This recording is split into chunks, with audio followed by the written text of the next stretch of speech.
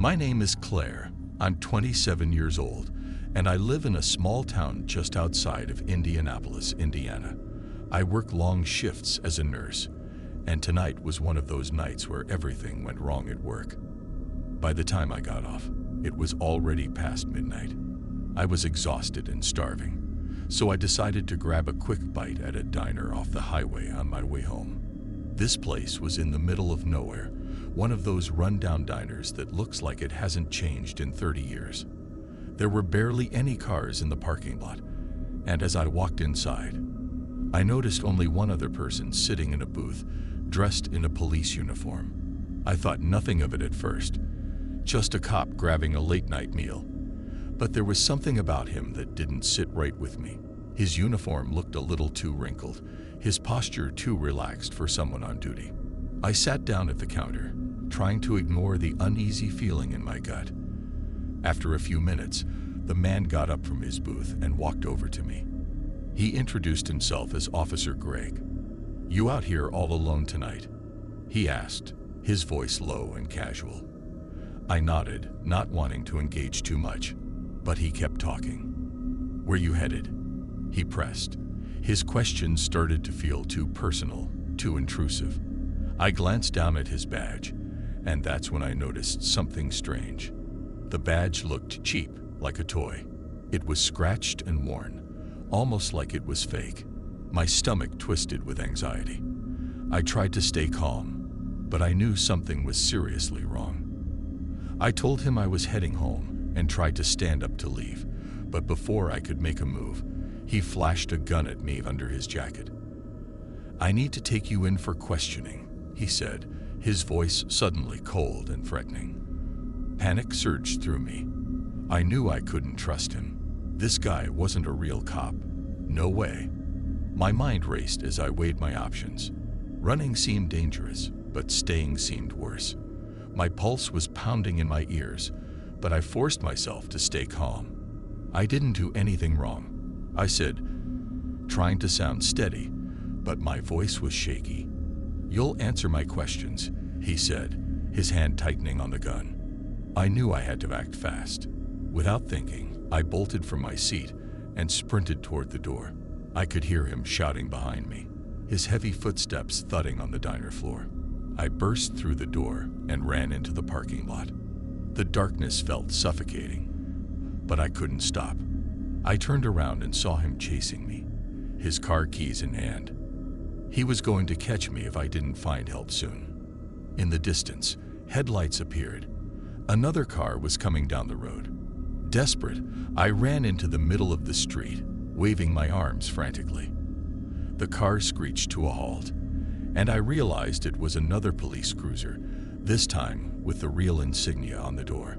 I ran to the officer, nearly collapsing in front of him. "That man," I gasped, pointing to the fake cop. "He's not a real officer." The real cop immediately sprang into action, handcuffing the man as he tried to flee back to his car.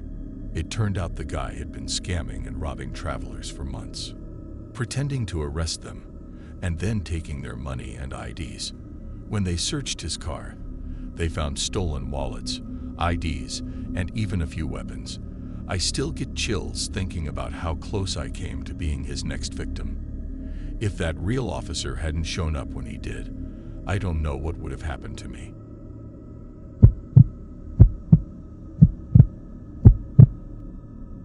My name is Jessica, and I'm 29 years old. I live in a quiet neighborhood just outside of Chicago. I work long hours at a marketing firm, and I usually walk home after my shifts. It's about a 15-minute walk, and I always take the same route. That night, it was unusually late, probably close to midnight. The streets were almost empty, and the air felt colder than usual. I was tired, just wanting to get home as fast as possible. As I walked, I noticed a man in a police uniform behind me. At first, I didn't think much of it. Maybe he was patrolling the area, but after a few blocks, he was still there, following me at the same pace. My heart started to race. I told myself it was just a coincidence, but something about it felt off. I glanced back, trying to be casual. That's when he waved at me, flashing a badge. "Hey, you're walking in a restricted area," he called out. His voice was calm, but there was an edge to it. My stomach twisted. I knew this area. There was nothing restricted about it. "I'm going home," I said, trying to keep my voice steady. "You need to come with me," he insisted, walking closer. He pointed to an unmarked car parked a few feet ahead. "I need to take you in for questioning." Every alarm bell in my head was going off. A real officer wouldn't act like this. His car didn't look like a police vehicle, and something about his whole demeanor felt wrong. I quickened my pace, hoping he'd give up, but he didn't. He started walking faster, matching my steps. "Ma'am, I'm serious," he said, his voice growing more forceful. "Get in the car." I didn't respond. My heart was pounding so hard I could hear it in my ears. I spotted a small convenience store up ahead and made a split-second decision. I darted inside, slamming the door behind me. The man stopped outside, glaring at me through the glass before walking away. Shaking, I called the police. They told me there had been reports of a fake cop in the area. A few days later, I found out they'd caught him. He was a convicted felon, using the uniform to lure women into his car. I still think about what could have happened if I hadn't trusted my instincts.